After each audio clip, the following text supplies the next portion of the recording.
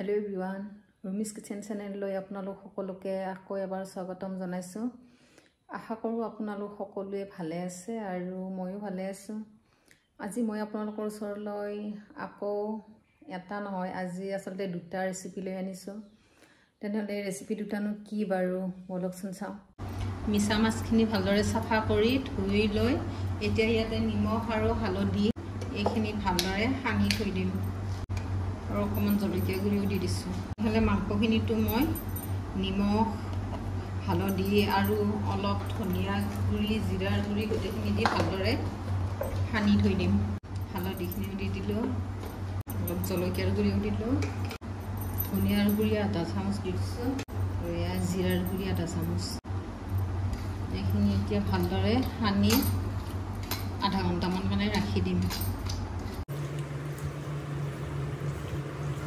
এইখিনিও ভালদৰে সানি আধা ঘণ্টামান সময়ৰ কাৰণে ৰাখি দিম। এতিয়া মই পিঁয়াজ আদা ৰহুনখিনি ভালদৰে বাকলি গুচাই ধুই কাটি ললো, দুটা বিলাহীও কাটি ললো, অলপ এইখিনি কাজু বাদাম লৈছো, দুটা শুকান জলকীয়া, এটা তেজপাত। এতিয়া বলকচোন বাৰু বনাও।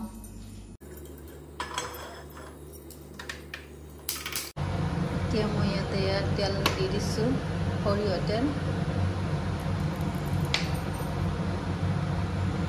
তেলখিনি ভালদৰে গৰম হ'বলৈ দিম। তেলখিনি খুব ধুনীয়াকৈ গৰম হৈছে। এতিয়া ইয়াতে পিঁয়াজখিনি দি দিম।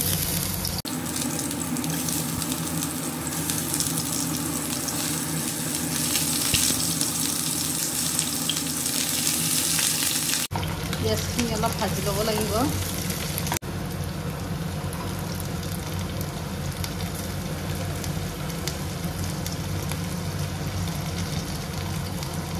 এতিয়া আদা ৰহুন শুকান জলকীয়া আৰু তেজপাতটো দি দিলোঁ। এইখিনিও অকণমান ভাজি ল'ম। এইখিনিও অলপ ভাজি লৈছোঁ যাতে ইয়াৰ পৰা অকণমান কেঁচা কেঁচা গোন্ধটো যায়। এয়া ভজা হৈয়ে গ'ল আৰু এতিয়া একেলগে বিলাহীখিনিও দি দিম, কাটি থৈ দিয়া। কেঁচা জলকীয়া এটাও দি দিছোঁ। ইয়াতে ইচ্ছা কৰিলে লং ইলাচি এইবিলাকো দি দিব পাৰে। মই এতিয়া দিয়া নাই, মই এইটো পিছত দিম। ইয়াত দেখিবলৈ পাইছে ইমান ধুনীয়াকৈ এইখিনি ভজা হৈয়ে গ'ল আৰু এতিয়া বাদামখিনিও দি দিম।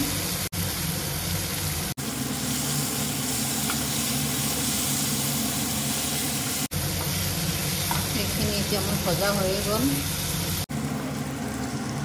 এইখিনি এতিয়া অলপ ঠাণ্ডা হ'বলৈ দিম। তাৰপিছতে এইটো এটা পেষ্ট বনাই ল'ম। এতিয়া তেতিয়ালৈকে মাংসখিনি ভাজি ল'ম। এতিয়া মই ইয়াত তেলখিনি দি দিছোঁ, গোটা গৰম মছলাখিনি দি দিছোঁ। এতিয়া ইয়াতে চিকেনখিনিও দি দিম।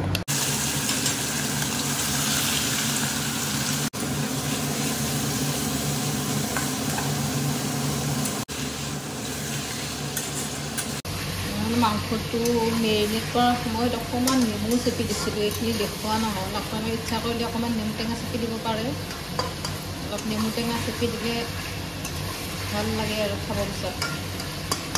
মাংসটো 15-20 মিনিটমান সময় এনেকৈ ভাজি ল'ম আৰু। মাংসখিনি ভজা হৈয়ে গ'ল। এতিয়া মই ইয়াতে গ্ৰেভিখিনিও দি দিম। এইখিনি মই পেষ্ট বনাই থৈ দিছিলোঁ। এইখিনি এতিয়া অলপ ভাজি ল'ম, বেছি ভাজিব নালাগে যিহেতুকে মই মছলাখিনি আগতে খুব ধুনীয়াকৈ ভাজি লৈছিলোঁ। এতিয়া অলপ এনেকৈ মিলাই ল'ম আৰু মিক্স কৰি লৈ পেলাই মছলাখিনি ভালদৰে লাগি যাব দিম। এনেকৈ মাংসটো বনালে খাবলৈ খুব টেষ্টি হয়। কেতিয়াবা কেতিয়াবা অলপ বেলেগকৈও খাব মন যায়। আজি এনেকৈ বনালোঁ আৰু আমাৰ ল'ৰা ছোৱালীকেইটা অলপ বেলেগকৈ বনালে ভাল পায় আৰু সেইকাৰণে মই অলপ বেলেগকৈ সদায় বনাই দিওঁ। মাংসখিনিৰ পৰা এতিয়া খুব ধুনীয়াকৈ তেল এৰিছে। আপোনালোকে মোৰ ভিডিঅ'বোৰ চাই কেনেকুৱা পায় ক'ব আৰু যদি প্ৰথমবাৰলৈ চাইছে মোৰ ভিডিঅ'টো ছাবস্ক্ৰাইব কৰি দিব। এইখিনিও ধুই পেলাই ইয়াতে দি দিছোঁ। মছলাখিনি এনেই যায় নহ'লে এইখিনি পানী দি দিছোঁ।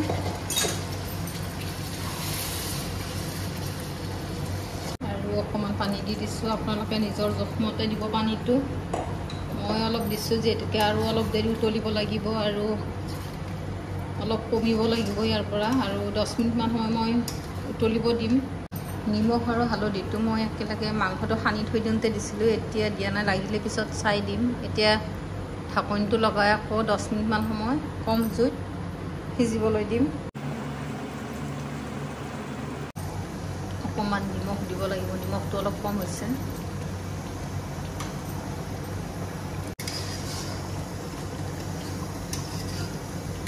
শেষত মই অলপ গৰম মছলাও দিছোঁ। এয়া মোৰ মাংসৰ তৰকাৰীটো হৈয়ে গ'ল। আপোনালোকৰ ভিডিঅ'টো চাই কেনেকুৱা লাগিল, যদি ভাল লাগিল লাইক এটা কৰি দিব। আগলৈও এনেকৈ আপোনালোকলে নতুন নতুন ৰেচিপি লৈ আহি থাকিম। এতিয়া এয়া মিছা মাছখিনিও ফ্ৰাই কৰি দিম। মিছা মাছটো খাই কোনে কোনে ভাল পায়, আমাৰ কিন্তু ল'ৰা ছোৱালীকেইটাই খুব ভাল পায় খাবলৈ। মই কিন্তু সেই আগতে যে গাঁৱত খাইছিলোঁ সৰু সৰু মিছা মাছটো, সেইটো খাইহে বেছি ভাল পাওঁ। এইটোৰ পৰা সেইটোহে খাই সোৱাদটো বেছি আছে। কিন্তু ইয়াতে সেইটো ইমান কিনিবলৈ নাপায়, কেতিয়াবা কেতিয়াবাহে পায়, সেইকাৰণে এইটোকে লৈ আনে আৰু। এতিয়া অলপ পিঁয়াজ আৰু কেঁচা জলকীয়াও কাটি দিছোঁ।